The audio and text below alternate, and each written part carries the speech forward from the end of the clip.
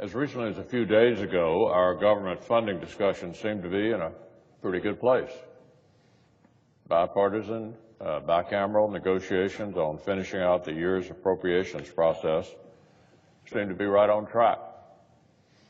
We appeared headed toward a compromise result that would have provided much-needed investments in border security and completed our remaining appropriation bills to fully fund the government.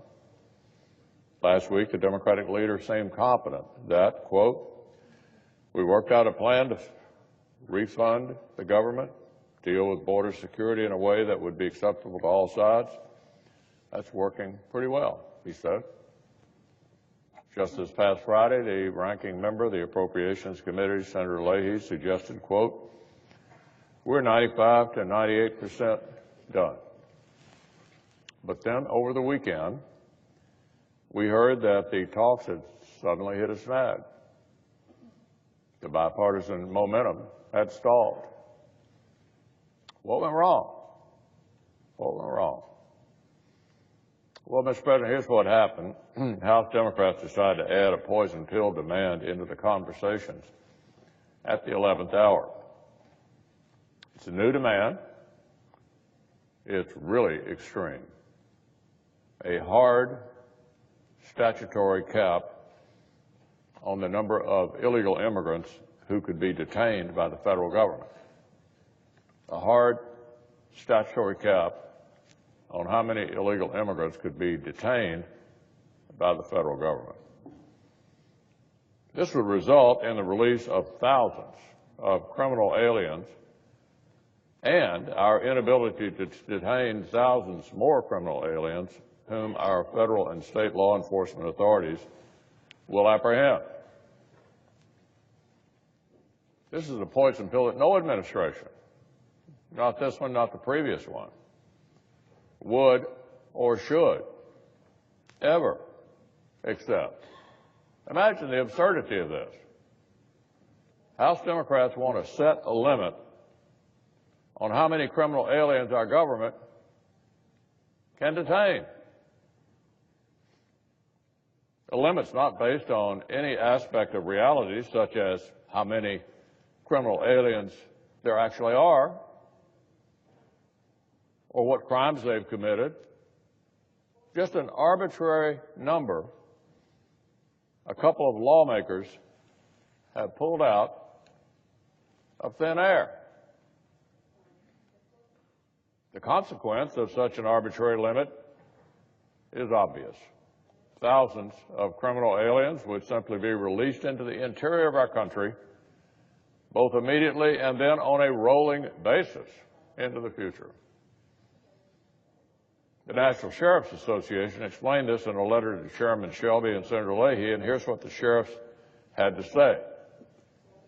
Capping the number of detention beds not only jeopardizes the integrity of the immigration system, but would cripple ICE's ability to detain criminal aliens and other aliens who pose a risk to public safety or are a flight risk. In order to meet the cap being tentatively proposed by Congress, ICE would be compelled to release thousands of aliens from custody. That's what the National Sheriff's Association had to say about it. Released, just like that, right out into the United States of America. So it's hard to believe, Mr. President, that this is where some Democrats are. A get-out-of-jail-free card for criminals because the radical left doesn't like U.S. immigrations and customs enforcement. Let me say that again. A get-out-of-jail-free card for criminals because the radical left doesn't like U.S. immigrations and customs enforcement. It's hard to believe the abolish ICE fringe among House Democrats actually thinks enforcing our laws is wrong. It's hard to believe a group of House Democrats see kneecapping American law enforcement as a higher priority than keeping the government open. But it would be even harder to believe that leading Democrats would be open to this craziness It's craziness. And would let this last-minute poison pill scuttle the entire appropriations process. Just last year, when the Democratic leader was highlighting productive bipartisan work on this appropriations process, he said, quote, "Both sides have worked to avoid poison pill riders. That has meant steady progress." Ranking Member Leahy celebrated that through last year's committee process, quote, "We avoided new poison pill riders." So look, Mr. President, I hope that my Democratic colleagues are able to talk some sense into their side. Some House Democrats are risking a second partial government shutdown by calling for this absurd last-minute poison pill.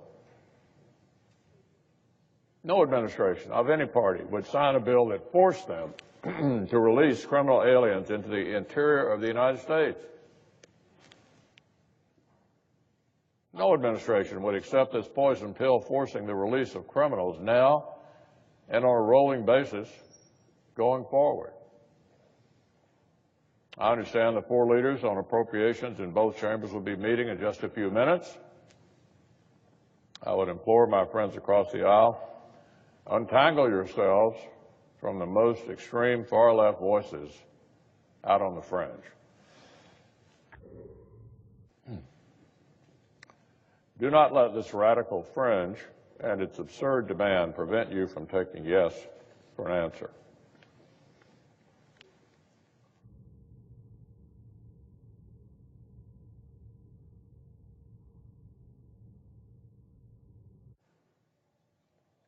Don't let them torpedo all of this bipartisan work. This provision would rightly be a total non-starter with the White House, with any White House, not just this one. It would erase our progress and kick us back to square one. A total poison pill, pure and simple. Look, the American people are not clamoring for more aliens with criminal backgrounds to be roaming at large in their communities. Never heard anybody ask for that. And they certainly are not eager for that outcome, so eager for that outcome that they want another partial shutdown in order to achieve it. My Democratic colleagues in this chamber need to see this stunt. A stunt. They need to see it for just what it is. Bring their side back to the table and finish our work for the American people.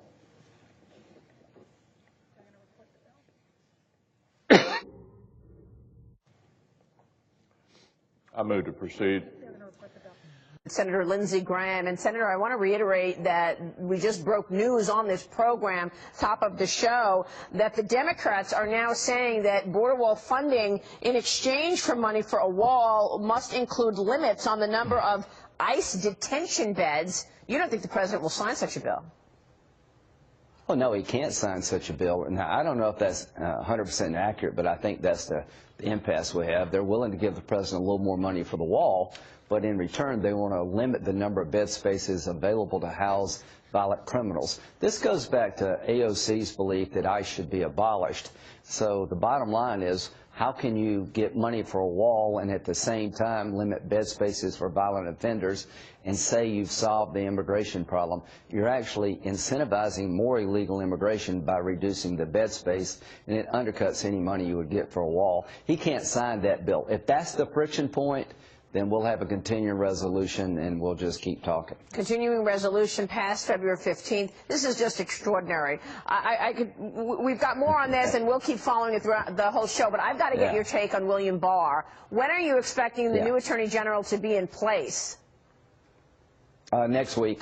We'll take him up on the floor Tuesday. He did a fantastic job during the hearing. You got to remember, he's the former Attorney General for Bush 41. He was confirmed with a voice vote. Not even a roll call was needed. He's been the Deputy Attorney General by voice vote. He's been the General Counsel for the CIA by voice vote. He's one of the preeminent lawyers of our time. He's a steady hand. He did not get one Democratic vote in the committee. I'm disappointed in that, but he will make it through confirmation this week on the floor. He'll pick up a handful of Democrats, and he will be an outstanding Attorney General for this country. And he will begin the job when, officially? Well, hopefully we can get him voted on in the Senate this week. We begin debate Tuesday. I think we have the votes and then some. Hopefully in a week or so, he'll be the Attorney General, and he would be a steady hand. He'll look at all the abuse at the Department of Justice and try to bring it back to normalcy. He will let Mueller finish his job without interference, but I'm hoping and praying and believing that he will look at the FISA abuse and the other rogue elements of the Department of Justice during the 2016 campaign. Well, and you've said you are going to also do a deep dive at Senate Judiciary in terms of uncovering the facts and seeking the truth in terms of the behavior of the cabal of people at the top of the FBI. What can we expect? Who are you going to You've got subpoena power. Tell us what you expect. Right.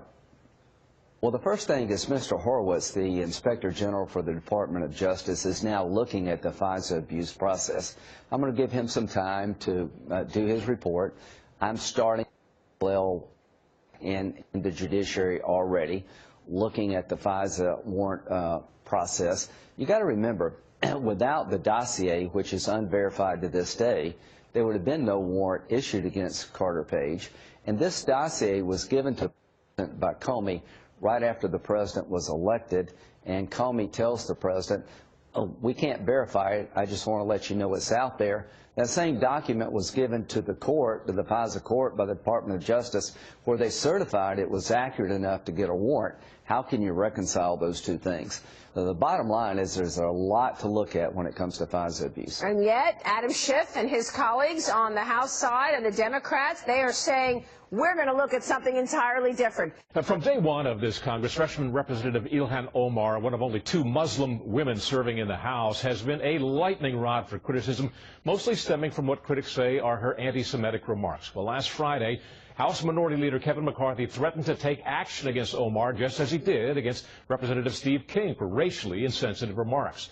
The journalist Glenn Greenwald of The Intercept criticized McCarthy for targeting Omar and fellow Muslim Congresswoman Rashida Tlaib's criticism of Israel. Well, last night, Omar weighed in with a tweet of her own. It's all about the Benjamins, baby.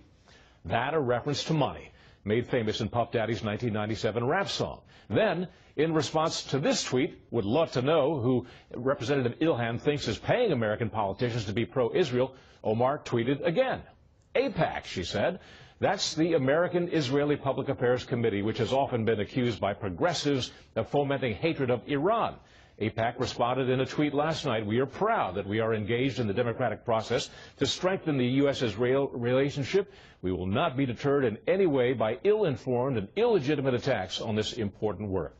Another freshman Democrat, Max Rose of New York, tweeted that Omar's beliefs are deeply hurtful to Jews, including myself. Chelsea Clinton also offered an opinion. We should expect all elected officials, regardless of party, and all public figures to not traffic in anti-Semitism. Judy Jasser, the president of the American Islamic Forum for Democracy, is now calling for Omar to be removed from all House committees, including the influential House Foreign Affairs Committee on which she serves. And the GOP House Jewish Coalition is asking House Speaker Nancy Pelosi to take action against Omar. Omar has been criticized for many other tweets, blaming the Covington Catholic kids for what she says was taunting 5 black men before they surrounded Native American Nathan Phillips and led racist chants. Now, all of that has been disproved. Omar has since deleted that tweet. Bill? Thank you, Doug. Doug McKelvey, more to come on that. Thanks, sir, in Washington.